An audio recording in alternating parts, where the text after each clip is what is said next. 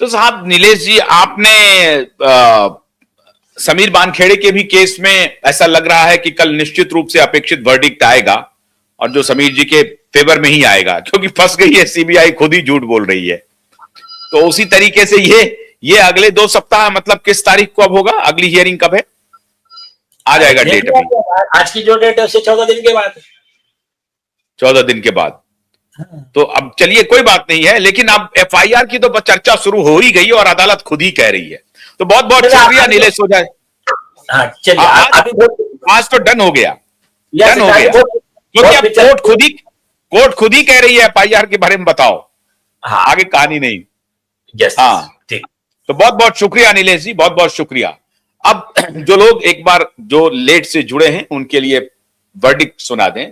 आज जब कार्रवाई शुरू हुई दिशा के केस की, तो पहला सवाल था चीफ जस्टिस के तरफ से। चीफ जस्टिस चंद्रशेखर स्वयं उनके बेंच में था ये, और मैटर ऑन हाई बोर्ड था, ये भी मैंने आपको बताया था, चौथे नंबर पर था।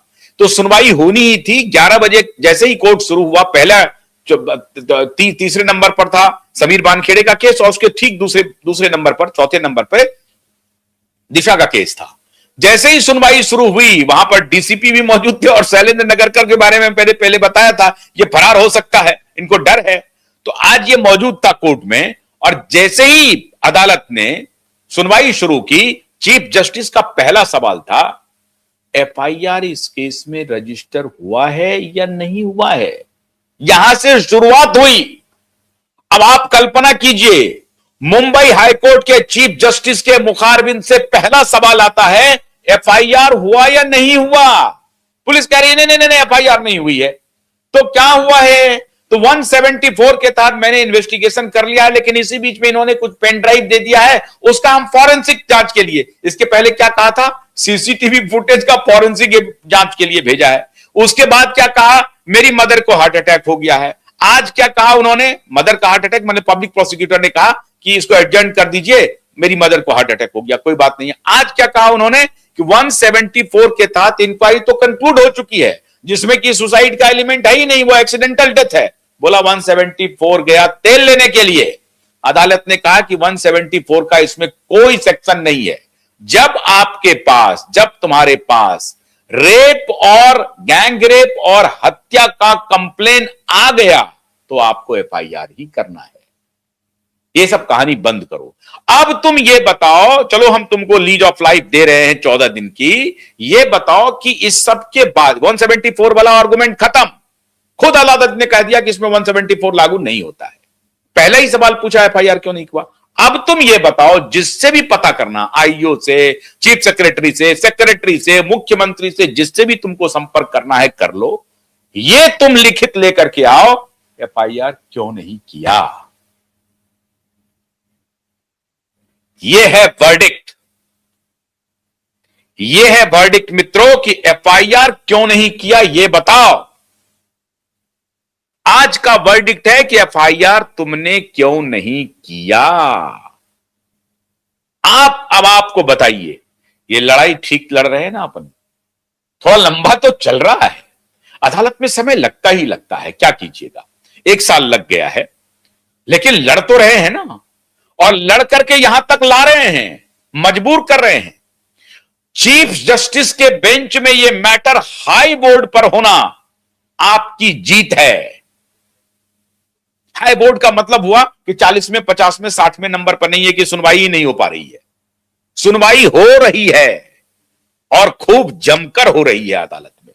मतलब आज नीलेष ओझा जी को कुछ कहना ही नहीं पड़ा, वो सिर्फ सुनते रहे। और नीलेष ओझा जी ने कहा कि मिलॉर्ड, इन्होंने 174 के तहत जो इन्होंने इंक्वायरी की है, उसकी रिपोर्ट जो पीड़ित परिवार है उनको देना अनिवार्य है। इन्होंने रिपोर्ट दिया क्या?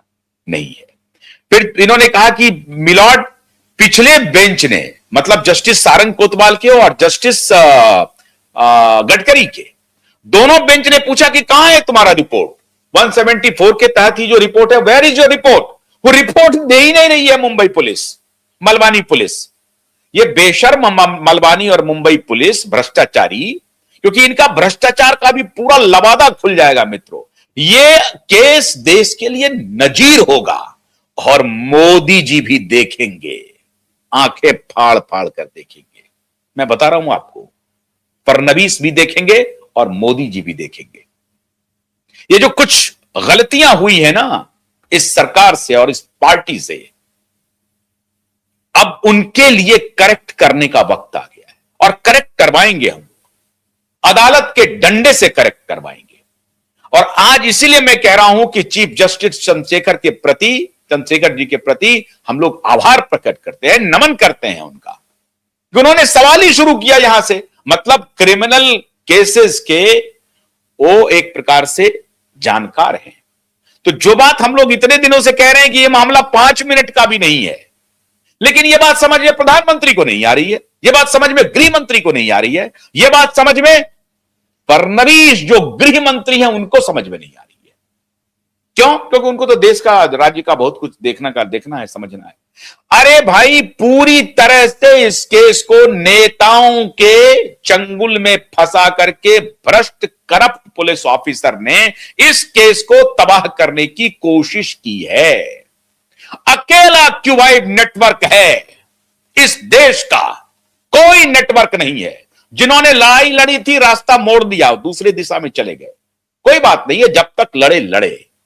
अकेला क्यूबाइड नेटवर्क है जो सर से लेकर पांव तक, अदालत से लेकर मीडिया तक, सड़क तक लड़ाई लड़ रहा है। और मैंने फिर आपको कहा है कि मोदी जी आ जाएं, अमित शाह जी आ जाएं, फडणवीस जी आ जाएं, इस केस में एफआईआर होना है, होकर रहेगा। पब्लिक सेंटिमेंट हमारे साथ है, पब्लिक साथ है, आप साथ हैं, तो एफआईआर तो होना ही है। तो अदालत ने पूछ दिया, एफआईआर हुआ तो नहीं, बताओ। अब ये 14 दिन के बाद अपने कमिश्नर से पूछने जाएंगे कि साहब अब क्या करें, क्या रास्ता है। हमने मां को भी हार्ट अटैक करवा दिया, हमने सीसीटीवी फुटेज का कह दिया कि हम ऑडिट करवा रहे हैं, अब हमने कह दिया कि इन्होंने डिजिटल एविडेंस दिया उसका ऑडिटिंग कर रहे हैं। अरे भाई, इसका डिजिटल एविडेंस का कोई लेना देना नहीं है, छोड़ो इसको। इन्होंने जो दिया उसको छोड़ो, पहले सिर्फ ये बताओ कि एफआईआर क्यों नहीं हुआ। डिजिटल एविडेंस तो बाद में आएगा। एफआईआर करो, एफआईआर करो तो केस खुलो, केस खुलो, सुशांत तक पहुंचो। और जब सुशांत तक पहुंचो तो ठाकरे, अरबाज, सलमान, बस भागवत जी के जो रोल मॉडल है सलमान खान जी, भागवत जी के रोल मॉडल, वो भी नंगा होंगे। सब खुलेगा, सब राज बेपर्दा होगा, सब राज से पर्दा उठेगा। आप मान के चलिए, हर दिन, हर एक तारीख हम लोग 2 कदम आगे बढ़ जाते हैं। एक तारीख आती है, 2 कदम आगे बढ़ते हैं, पीछे नहीं हट रहे हैं हम लोग। कोर्ट ने, अब देखिए, आपको याद होगा जस्टिस गडकरी और जस्टिस सारंग कोतवाल जी, उनको पता है, उन्होंने टाइम कर लिया, बाय कर दिया, सब कुछ उनको मालूम था, लेकिन वो 4-5 हियरिंग लगातार इसी तरीके से टालते रहे। और मैं पूरी जिम्मेदारी से यह बात कह रहा हूं और विनम्रता पूर्वक कह रहा हूं कि वो चाहते तो अभी तक वर्डिक्ट हो गया होता, एफआईआर रजिस्टर हो गया होता, लेकिन उन्होंने टाल मटोल किया, आगे बढ़ा दिए। और फिर मैं कह रहा हूं कि आज chief justice of India Surya Kant ji, उन्होंने संज्ञान लिया है कॉमन मैन का, जिनका कोई नहीं है, उनके बारे में चीफ जस्टिस सूर्यकांत जी का कहना है कि अदालत को संवेदनशील होना पड़ेगा। और मैं आज आभार प्रकट करता हूं chief justice of Mumbai high court Shri Chandrashekhar ji का, कि उन्होंने लाज रख ली है कॉमन मैन की। कॉमन मैन की लड़ाई है, यह लड़ाई किसी व्यक्ति विशेष की नहीं है, कोई एजेंडा नहीं है।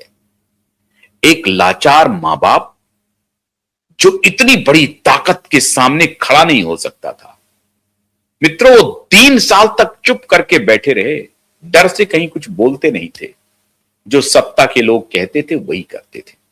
फडणवीस जी के आने के बाद उनको थोड़ा भरोसा हुआ, फिर भी मुंह नहीं खोले। लेकिन जब क्यूबाइड के बारे में उन्होंने आभार प्रकट किया, मैं भी आभार प्रकट करता हूं उनके प्रति, उन्होंने कहा कि क्यूबाइड की ईमानदार लड़ाई देख करके मुझे हौसला हुआ कि हाँ मेरी बेटी को न्याय मिल सकता है और वो सामने आए। और फिर उन्होंने ये बात हर जगह कही, हर चैनल पर कही, जहां कहीं भी वो गए हर जगह कही। मीडिया की जो भूमिका है मैं कोशिश कर रहा हूं अपने तरीके से निभाने की, और आपका साथ इसमें मिल रहा है, तो आपके प्रति भी बहुत बहुत आभार। It is a matter of 14 days more. Everything will be clear. And verdict will surely come, and that verdict will be Mumbai police has to register FIR. खेल खत्म। आज का वर्डिक्ट बहुत अच्छा रहा। आप सब हमारे साथ इतने लंबे समय तक जुड़े रहे, आप सबका बहुत बहुत आभार, बहुत बहुत शुक्रिया। नमस्कार।